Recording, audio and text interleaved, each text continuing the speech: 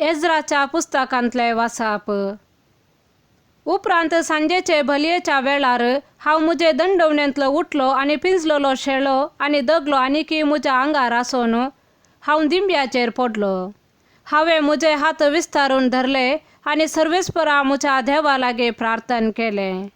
हांवें म्हणलें, म्हज्या देवा, म्हजे दोळे तुजेशी उबारूंक म्हाका लज दिसता आनी म्हाका धैर्य मेळना, कित्याक आमचे अपराध आमच्या माथ्या वयर वाडल्यात आनी आमची पातकां आकाशा पर्यंत पावल्यांत.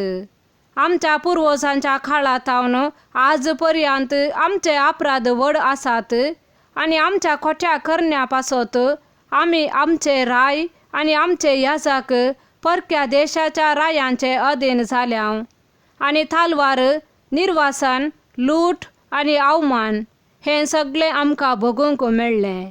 आयची परिस्थिती अशीच आसा. आनी आतां एक घडीभर सर्वेस्परान आमच्या देवान आमची दया केली. ताणें आमचे मदल्या थोड्यांक निवारले आनी आपल्या पवित्र जाग्यार आमकां एक आसरो दिलो. हे परी आमच्या देवान आमच्या दोळ्यांक परजळ दिलो आनी आमच्या गुलामपणांत आमचे थंय इल्लो नवो जीव भरलो. वय आमी गुलाम, पूण आमच्या गुलामपणांत आमच्या देवान आमकां सांडूंक ना. ताणें आमकां पर्सियाच्या रायाची कृपा लाभयली.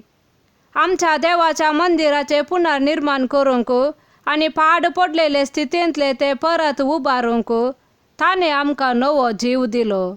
आनी जुदांत आनी जेरुसलेमांत आमकां एक सुरक्षीत आसरो दिलो. देवाचे उतार हें. सा लुका प्रमाणे जेजू क्रिस्ताची शुभ वार्ता. जेजून 12 जाणांक सांगाता आपयले आनी तांकां सर्व देवसार धांवडावची आनी पिडा शिडा घूण करची पदवी आनी अधिकार दिलो. उपरांत देवाचे राज्य परगट करूंक आनी पिडेस्तांक घूण करूंक म्हूण तांकां ताणें धाडलें. तो तांकां अशें सांगी लागलो, वाटेक म्हूण कांयच व्हरी नाकात. धांडो, पोतें, बुती, दुडू खंयचेय नाका. बदलूंक दगलोय नाका. ज्या घरांत तुमकां स्वागत दितात त्या घरांतच रावा.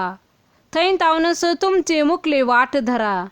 जंय तुमकां स्वागत दिनात त्या शहरांतले तुमी भायर वेताना तुमच्या पांयांक लागलेली धूळ सयत फाफडन सोडा. तुमी तशें केल्ले तांचे विरोध एक साक्ष जावं. आनी ते भायर सरून गेले आनी हळ्ळेन हळ्ळेक पयन करून सुवार्त परगट करीत आनी पिडेस्तांक बरें करीत गेले. देवाचे उतार हें.